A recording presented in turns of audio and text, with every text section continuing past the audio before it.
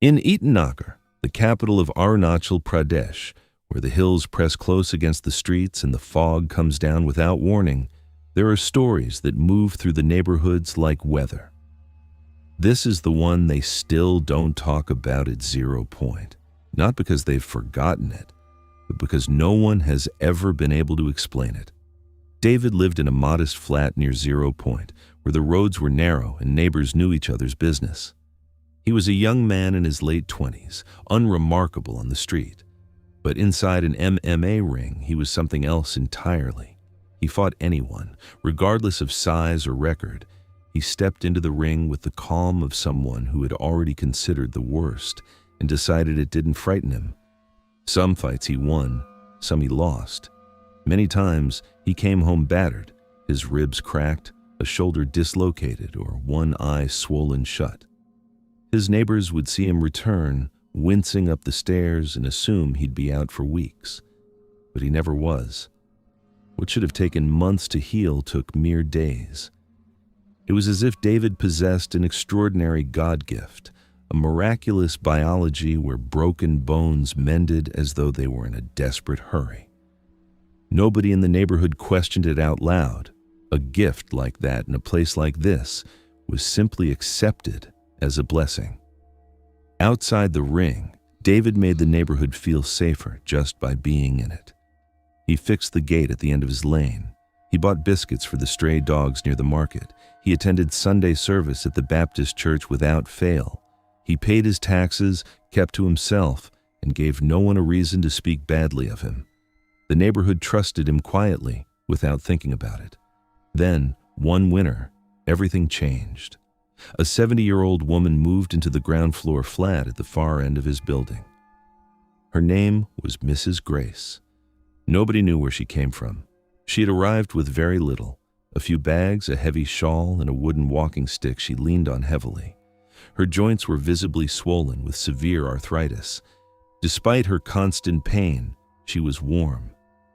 She smiled at everyone who passed her open doorway, and on quiet afternoons, she could be seen by the window, a Bible open on her lap, her lips moving softly. The building grew fond of her quickly. One Sunday after service, David sat beside Mrs. Grace in the church courtyard.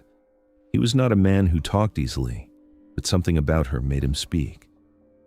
They sat there for nearly 2 hours as the fog moved slowly across the hills, picking up a conversation that felt as though it had begun somewhere else entirely. Neighbors who walked past said she held both his hands in hers the whole time, her eyes never leaving his face. At the end of it, he walked her home. He returned to his own flat that evening. He was not seen again. By the next morning, David was dead. He had died in his sleep, quietly, without a struggle or any sign of distress. The doctors found no illness, no injury, no cause they could name. The entire neighborhood came to the funeral. People stood in the cold morning air, mourning the loss of a man who held their community together. And then, something happened that nobody could ever explain. Mrs. Grace walked into the church, not with her walking stick, not with the slow, careful movement of someone navigating chronic pain. She walked in steadily, upright, her back straight, her hands hanging freely at her sides. There was no sign of the swollen joints, no sign of the crippling arthritis. The room went silent. She moved through the mourners without catching anyone's eye, placed a small bunch of flowers beside David's coffin, and walked out, down the lane, past 0 Point, and out of the neighborhood entirely. Nobody followed her. Nobody ever saw her again. The rain tapped quietly against the window pane of a dimly lit room, miles away from 0 Point. In the heavy silence, a young boy named Joel sat completely frozen. He had been hanging onto every word of the story. Now, he set his glass down slowly on the wooden table, staring at the wrinkled face of the old woman sitting across from him. "Wait," Joel said, his voice tightening with sudden fear. "Are you saying she took his God gift, that she killed him to cure her arthritis?" The old woman didn't answer immediately. She just leaned forward, just slightly, and smiled. "You are a clever boy, Joel," she said, her voice a dry, chilling rattle. "A clever mind like yours is very useful to me."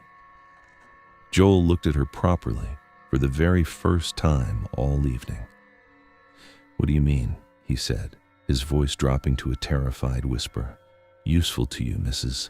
Grace?" And in that exact moment, the story he had been listening to all evening, the one he had assumed was just an urban legend, stopped being one. If this story stayed with you and kept you up a little longer than you planned, please like, share, and subscribe. A new story arrives every Sunday. I'll see you then.